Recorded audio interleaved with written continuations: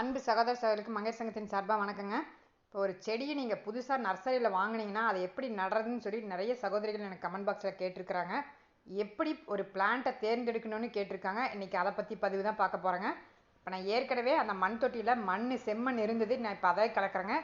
இந்த மாதிரி புதுசாக நடுறவங்களா இருந்தால் கீழே ஹோல் ஒரு ஓட்டை இருக்கிற மாதிரி பார்த்துக்கோங்க. அந்த ஓட்டைக்கு ஒரு 2-3 ஓடு மட்டும் வச்சுருங்க, ஏன்னா தண்ணி வடிகிறதுக்கு கரெக்டாக இருக்கும். அதுக்கு மேலே மணல் ஒரு லேயர் போட்டு செம்மண் போட்டுக்கோங்க. எனக்கு ஏற்கனவே செம்மண் இருந்ததுங்க.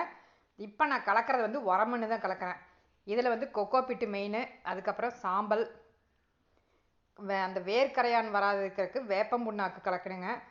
அதுக்கப்புறமா நீங்கள் மண்புழு உரம், இது எல்லாமே சேர்ந்து கலக்கிட்டு அதுக்கு ரொம்ப ரொம்ப மெயினானது என்னென்னா மாட்டு சாணம். இது எல்லாமே ஒரு கலவையாக கலக்கி ஒரு 2 நாள் விட்டுருங்க. அதுக்கப்புறமா தொட்டியில் எடுத்து போட்டு நீங்கள் அந்த செம்மண்ணோடைய கலந்துருங்க. இந்த மாதிரி நீங்கள் கலந்து வைக்கிறப்ப செடியினோட க்ரோத் நல்லா இருக்குங்க. நான் அமேசான்லேருந்து இந்த செடியை வாங்கியிருந்தேன். இப்போ இதை தான் நடுறேங்க. இப்போ இந்த மாதிரி நம்ம அந்த காகிதத்திலிருந்து அந்த தாய்மண்ணோடைய எடுத்துடணும்.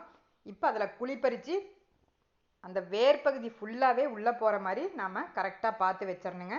நல்லா அந்த மண்ணோட நல்லா கிளறி விட்டுருங்க. அந்த செம்மண்ணோட அந்த உரமண்ணு சேர்ந்து நல்லா கிளறி விட்டோம்னா அதுக்கப்புறமா மேல் மண் திரும்ப உரமண்ணு போட்டுடலாங்க.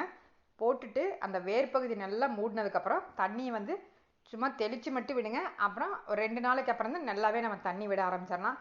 நல்லா க்ரோத் அருமையாக இருக்குது. இது ரோஜா செடியாக இருந்தாலும் சரி, இல்லை நீங்கள் மற்ற பூக்கள் செடியாக வாங்குறதா இருந்தாலும் இந்த மாதிரி வாங்கிக்கோங்க. முடிஞ்ச வரைக்கும் மண் தொட்டி வைங்க, நல்ல க்ரோத்து நல்லா இருக்குது உங்களுக்கு. இப்போ பாருங்கள், நான் அந்த செடியை நட்டு வச்சுட்டேன். அதுக்கப்புறமா இப்போ தண்ணி தெளிச்சிட்டேங்க. இப்போ இந்த செடி வந்து எப்படி ரோஸ் செடி வாங்கணுங்கிறத பார்க்கலாங்க. நான் நர்சரியில் எடுத்த வீடியோ தான் இது. இப்போ நர்சரியில் பாருங்கள், போயிருந்தேன். எல்லாமே பூக்கள் அவ்வளோ பெருசாக இருந்தது. மெயினாக நீங்கள் ரோஜா செடி மட்டும் வாங்குறப்ப பூக்கள் இருக்கிற மாதிரி பார்த்து வாங்குங்க. அதுக்கப்புறமா வேர் பகுதி நல்லாவே வளர்ந்துருக்கணுங்க. அந்த மாதிரி நீங்கள் வாங்கிட்டீங்கன்னா உங்களுக்கு செடி வந்து ஒரு 2-3 வருஷம் ஆனாலுமே நீங்கள் மாடி தோட்டத்தில் வைக்கிற மாதிரி இருந்தால் எந்த வித டேமேஜ் ஆகாது. நல்ல வளர்ச்சி ரொம்ப அபரிமிதமாக இருக்குங்க. பாருங்கள், நல்லா பெருசாக இருக்குது பூக்கள். கீழே அடித்தண்டு வேர் பகுதியும் நல்லா ஸ்ட்ராங்காக பிடிச்சிருக்கு. அந்த பிளாஸ்டிக்கில் தான் வச்சுருக்காங்க அவங்க, அதுக்கே அவ்வளோ நல்லா படர்ந்து வந்திருக்குது. அது இல்லாமல் மெயினாக அந்த பக்க கிளைகள் கூட அவ்வளோ ஸ்ட்ராங்காக இருக்குதுங்க. இந்த மாதிரி நீங்கள் செடியை பார்த்து எப்பயும் சூஸ் பண்ணி வாங்குங்க. அப்போ தான் உங்கள் வீட்டில் நான் சொல்கிற மாதிரி மண் கலவையோட இந்த மாதிரி நீங்கள் செடி வச்சிங்கன்னா உங்களுக்கு பூக்கள் ரொம்ப அருமையாகவே வருங்க. இந்த மாதிரி தான் நீங்கள் இப்போ பார்த்து வாங்குங்க.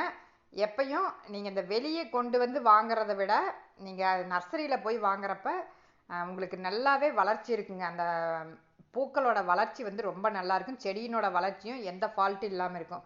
முடிஞ்ச வரைக்கும் இந்த மாதிரி நீங்கள் பார்த்து வாங்கிக்கோங்க. இதுவே நீங்கள் வேறு பூக்களை, அதை முல்லைப்பூ மல்லியாக இருந்தாலும் இதே மாதிரி நீங்கள் அந்த தண்டு பகுதி நல்லா ஸ்ட்ராங்காக இருக்கான்னு பார்த்து வாங்குங்க. அதுதான் ரொம்ப ரொம்ப மெயினுங்க. இப்போ பாருங்கள், எல்லாம் பூக்கள் அவ்வளோ பெருசாக இருக்குது. இப்போ எங்கள் வீட்டில் அந்த பூக்கள் பாருங்கள், ஒரு தண்டுலேயும் அப்படியே கொத்து கொத்தாக பூத்துருக்குது. பூக்கள் பார்த்தீங்கன்னாவே உங்களுக்கு நிறைய நல்லாவே தெரியும். ஒரு தண்டுலேயுமே இப்போ நான் அந்த மாதிரி தான் செடியை சூஸ் பண்ணுவேன் மெயினாக. அதனால் சீக்கிரமாக செடி வந்து பட்டு போகாதுங்க. இப்போ அமேசானில் அந்த செடி ஆர்டர் போட்டிருந்தேன். அது பாருங்கள், பேக்கிங் அன்பாக்சிங் தான் பண்ணிகிட்ருக்கிறேன். அவ்வளோ அழகாக பேக்கிங் பண்ணி கொடுத்துருந்தாங்க.